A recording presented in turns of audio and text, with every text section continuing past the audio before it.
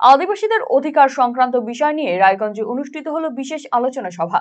রবিবার রায়গঞ্জের সুপারমার্কেটে অবস্থিত ওয়াইএমএ ভবনে এক দিবসীয় এই সভার আয়োজন করা হয়। এদিনের সভায় উপস্থিত ছিলেন অধ্যাপক বাপি সোরেন, ডক্টর ভারত মার্ডি, অধ্যাপক তালু বেস্টা, সুশান্ত মুর্মু, নারায়ণ হেমরাম সহ আদিবাসী সমাজের বিশিষ্ট মানুষজন। এই সভায় মূলত গণতন্ত্র, মানবাধিকার, আদিবাসী অধিকার এবং ক্যারিয়ার নিয়ে আলোচনা করা হয়। অধ্যাপক বাপি সোরেন জানিয়েছেন, আদিবাসীদের জন্যই সংরক্ষণ থাকলেও যুগের সঙ্গে তাল মিলিয়ে আদিবাসী সমাজের মানুষজনের পক্ষে এগোনো সম্ভব হচ্ছে না। তাই তাদের আরো বেশি করে মূল স্রোতে ফেরানোর বিশেষ বার্তা দিয়েছেন তিনি।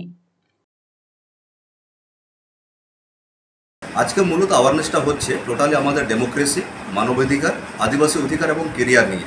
তো আপনারা জানেন স্বাধীনতার প্রায় ৭৭-৭৮ বছর হতে চললো, কিন্তু সংবিধানের আমরা এই নিয়ে কিন্তু পেশাদারিত্বের সাথে চর্চা করি না। প্রথমত আমরা যেমন এখানে রিজার্ভেশনের কথা বলি, কিন্তু রিজার্ভেশনের পরেও যে আমাদের আরও অনেক এগোতে হবে। যেমন আমাদের খেলাধুলাতে কোনো রিজার্ভেশন নেই, আমাদের অর্থনীতিতে কোনো রিজার্ভেশন নেই, আপনাকে ফরেন সার্ভিসে কোনো রিজার্ভেশন নেই, বা বিজনেসের কোনো রিজার্ভেশন নেই।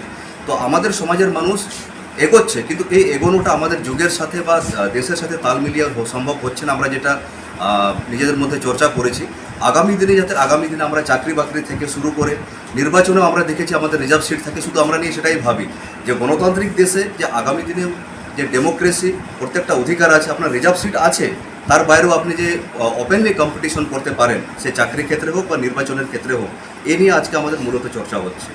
আমাদের লক্ষ্য আছে আজকে সাধারণত মূলত আমরা যারা নেতৃত্ব দিতে পারে, যারা টিচার, যারা ছাত্র, যারা পিএইচডি করছে, এই সমস্ত মানুষদেরকে নিয়ে আজকে আমরা আলোচনা করছি। এটা আমাদের প্রশ্ন উত্তর পর্ব থাকছে।